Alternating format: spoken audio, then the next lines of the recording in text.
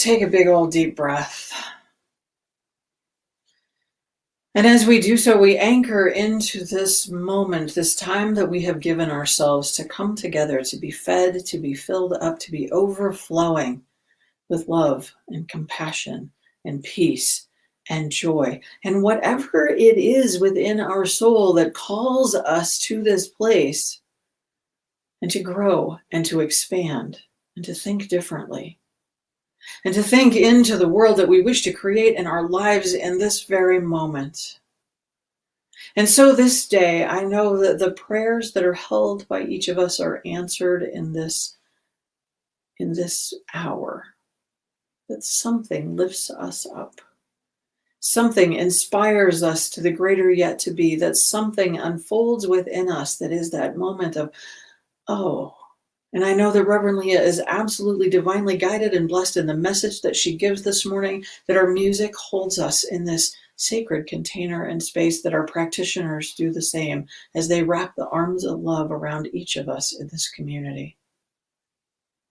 I know today is a very good day, and I declare it simply to be so, and I leave room for the universe to surprise and just blow my mind with its response to my prayer.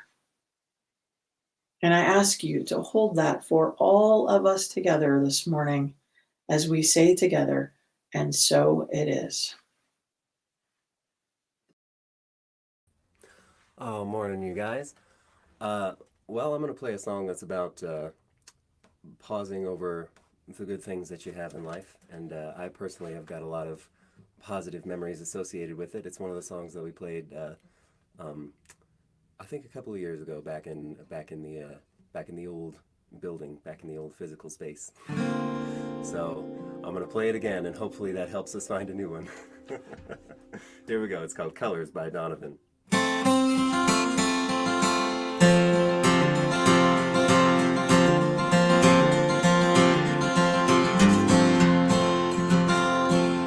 Yellow is the color of my true love's hair in the morning when we rise.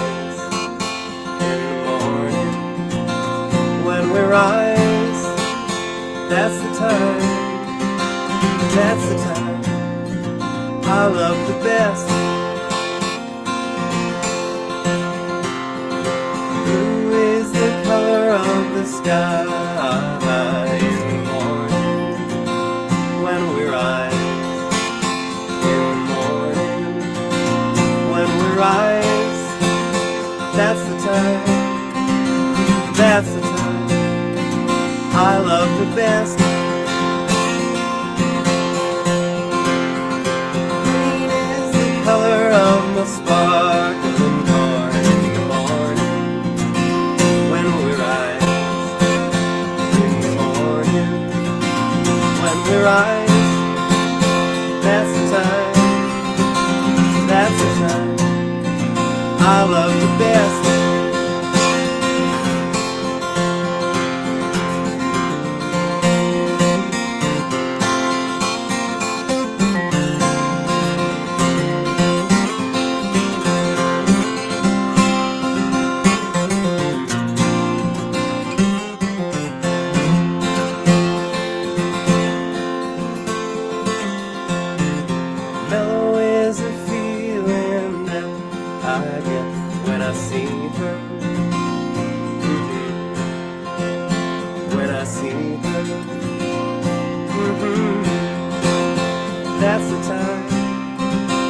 That's the time I love the best. Freedom is a word I rarely use without thinking. Without thinking of the time when I've been lost.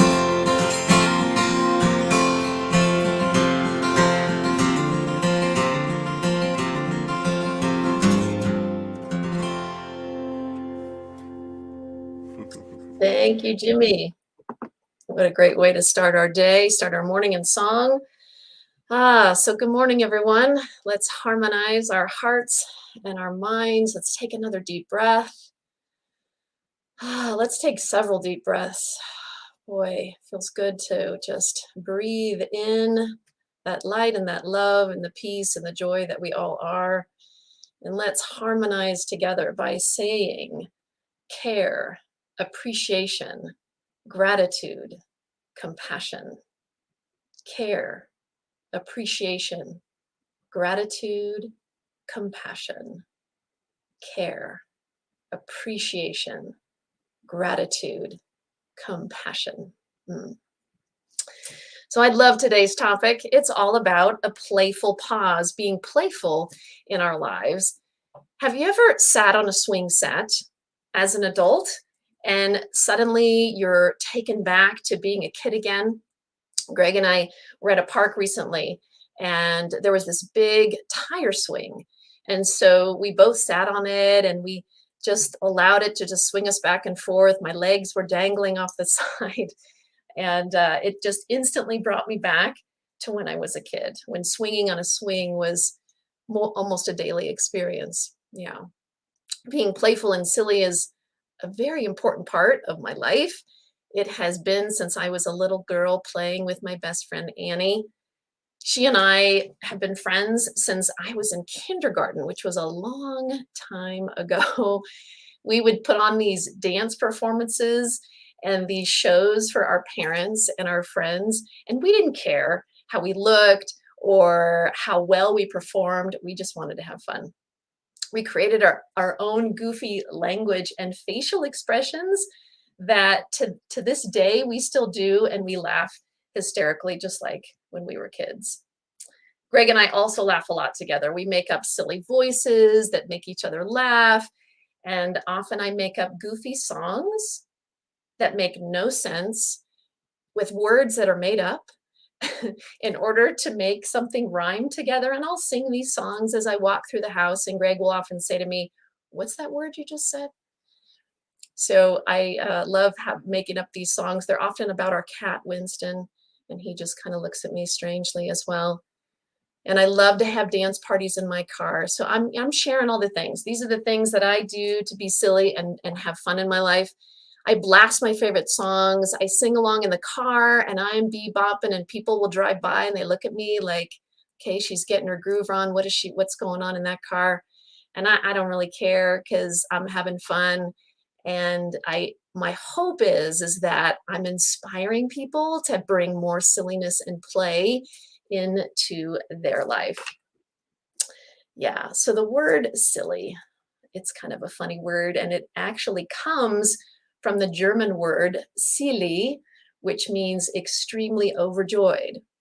When we allow ourselves to be silly without worrying about what someone else thinks, I bet many of you would agree it is truly a joyful feeling. I believe that within each of us is that little kid that just wants to play and have fun, but so many of us have put that side of ourselves away. As humans, we take life way too seriously. It's easy for children to play full out and be silly. Think about the kids you know, whether it's your own kids or your grandkids.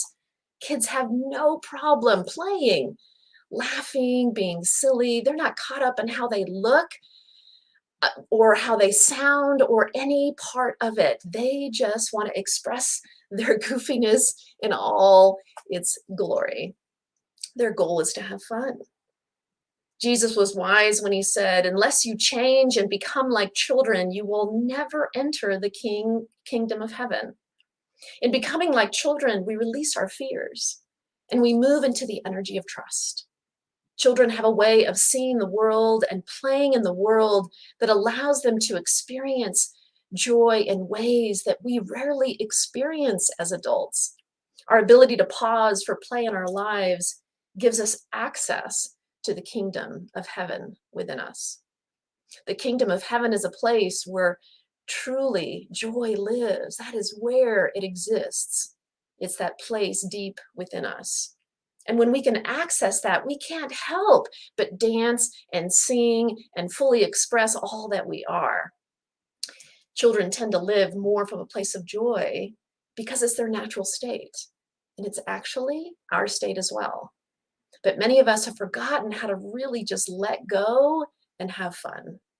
We're so fearful of the judgment of others that we hold back our playful and our silly sides. And when we finally have the courage to let it out, we can tell that it's maybe making others uncomfortable, or we're told to settle down or grow up. And so then we hide those parts of ourselves once again, only allowing them out for a select few, or maybe not even at all. We get the message growing up that when we become an adult, we have to act and behave in serious ways. And so we set aside our childish temptations and we focus on the serious job of being an adult. And yes, there are serious things that adults have to do. We have to pay our bills, we have to go to work, we have to be good parents and pay our rent and our mortgage on time. But ultimately, life is about experiencing joy and happiness, and being playful can help us get there. Getting in touch with our inner child and stopping for a playful pause is necessary for our mental, our physical, and our spiritual health. Silliness causes laughter, right? Which helps us actually, it lowers our blood pressure. Did you know that? It increases our vascular blood flow. Did you know that?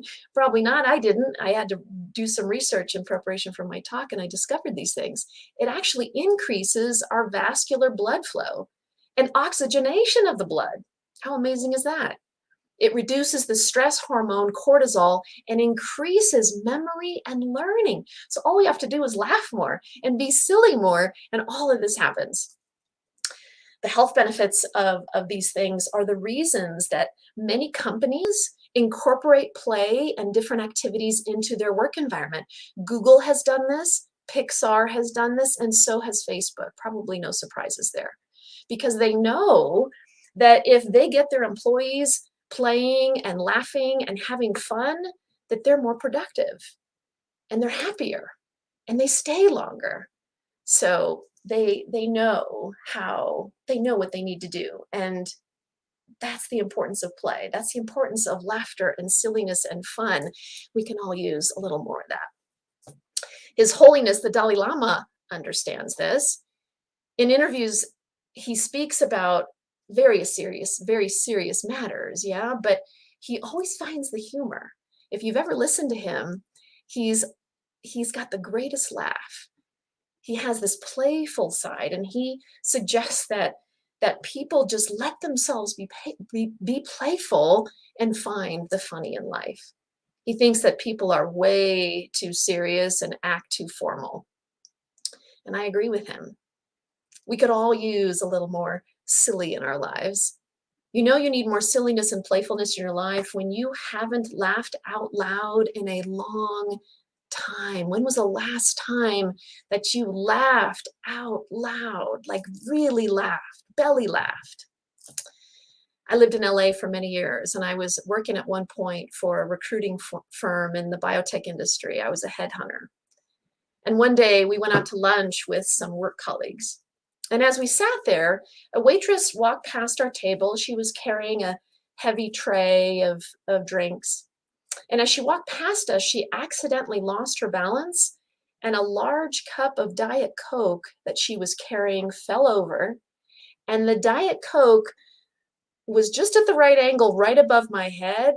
It came pouring down all over the top of my head. It flowed down my head like a river, all down my face, my clothes. I remember the Coke just dripping off of my hair. Oh my gosh, as it happened, you would think I would have been mortified, but it was the opposite. I laughed so hard I could barely breathe. The waitress was apologizing profusely. I remember telling her, please, please don't worry about it.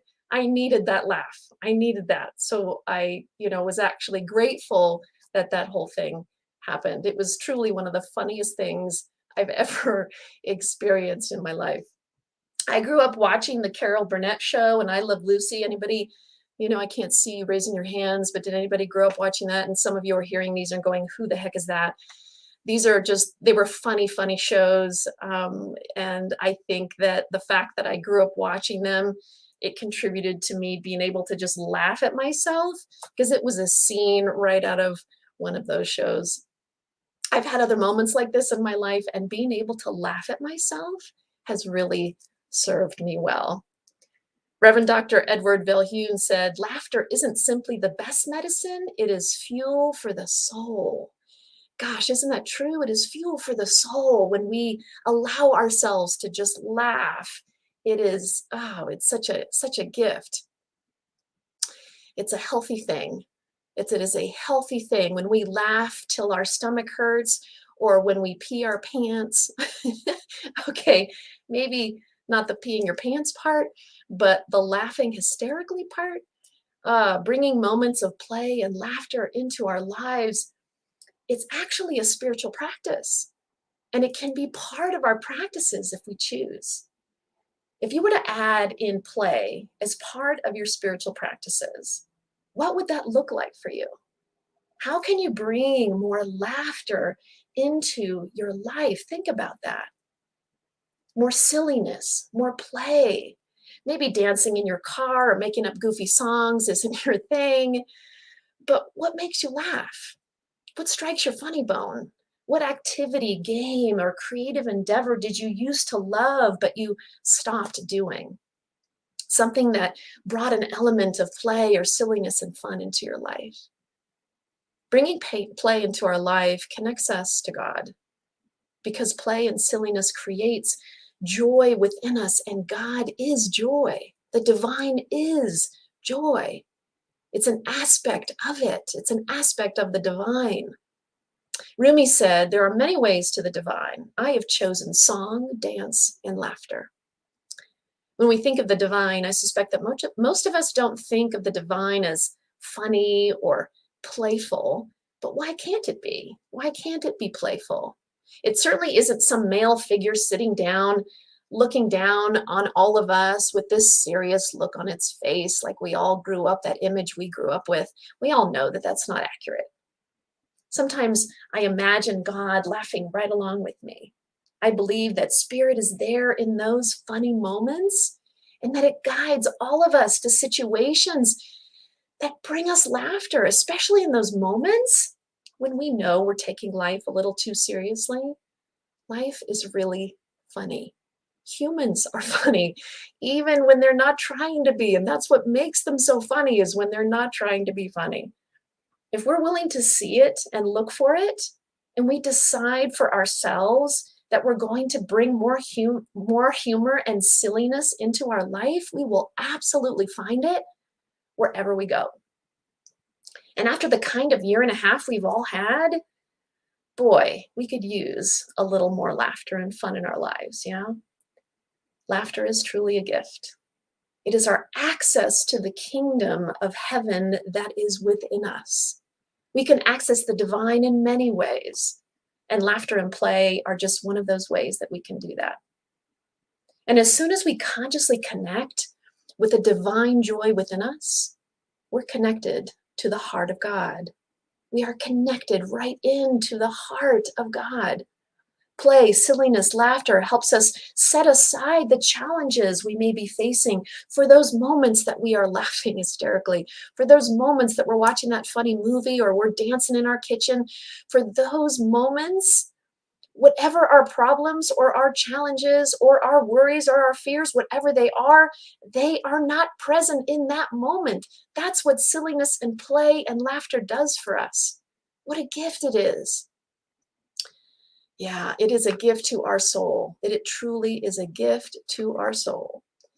Anthony DeMello, a wonderful author and teacher, told a story about a master and his disciples. The master was in an expansive mood, so his disciples sought to learn from him the stages he had passed through in his quest for the divine. God first led me by the hand, he said, into the land of action. And there I dwelt for several years. Then God returned and led me to the land of sorrows. There I lived until my heart was purged of every inordinate attachment. That is when I found myself in the land of love, whose burning flames consumed whatever was left in me of self. This brought me to the land of silence, where the mysteries of life and death were barred before my wondering eyes. Was that the final stage of your quest? They asked the master. The master said, one day, God said, today I shall take you to the innermost sanctuary of the temple, to the very heart of God. And I was led to the land of laughter. What if the spiritual journey is more about fun and laughter and less about the deep inquiry into the pain of our past or the challenges of being human?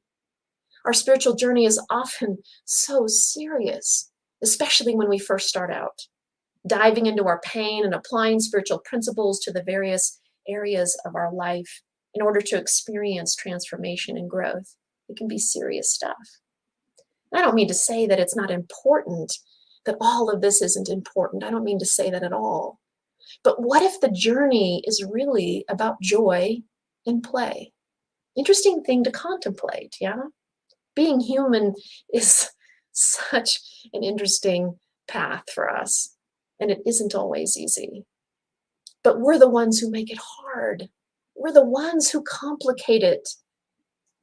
There's no right way to live a spiritual life. It's all made up anyway. But I think we get too caught up sometimes in the seriousness of it all and forget to laugh. We forget to take a playful pause and do something that makes us laugh so hard our stomach hurts. We're not here to go through life feeling hopeless and resigned, beating ourselves up for mistakes, and holding grudges towards others, resulting in suffering. That is definitely not why we're here. We're here to experience the joy of living. This is why we are here, to experience joy. Dr. Ernest Holmes said, life is not just something to be endured, it is to be lived in joy, in a fullness without limit. I invite you this week to take a playful pause each day and find things that make you laugh. Bring them into your daily spiritual practices. Reflect on what being playful means to you and try it out. Step outside of your comfort zone and play. Dance in your kitchen, sing loudly in your car to one of your favorite songs. Skip down the street, down the sidewalk. Do cartwheels on your lawn. Okay, maybe cartwheels might be a little much for most of us. We're liable to throw out our back, so maybe not that. But do something that makes you smile and brings you joy, something that brings out the little child in you. As you do this, notice how it connects you to the divine. Notice as you do it and as you're feeling that joy, it connects you to that kingdom of heaven right there in the center of your being. And we become a child again, and we get to play and not worry what others around us are thinking. And what a joy that is. Notice how it connects you. Rediscover ways to allow Spirit to play through you and as you. Let's pray. Oh, and so we connect into that beautiful energy of joy. We connect into that playfulness, that silliness that I know lives within each of us. I am knowing that that playful part of us is being expressed easily and effortlessly as we move through this day, as we move through the rest of the summer, as we move through into this coming year, that we are just blessed by laughter and joy and silliness and play. I am knowing that as we let go and we express it and we allow this energy to move through us, that we are free, that we are connecting to that kingdom of heaven within us. And we can then just take a deep breath as we feel that joy. And for those moments, we set aside our challenges, we set aside our fears, we are able to set aside all that is that we are carrying that heavy load, we are setting it aside, and we are filled with joy and play and laughter. And so, with gratitude in our heart for being reminded of this beautiful spiritual practice, I am knowing that we let this go, we allow it to be, we trust that Spirit is around us and through us and for us, and reminding us the importance of laughter, reminding us the importance of joy. And so, with that, we simply say, and so it is.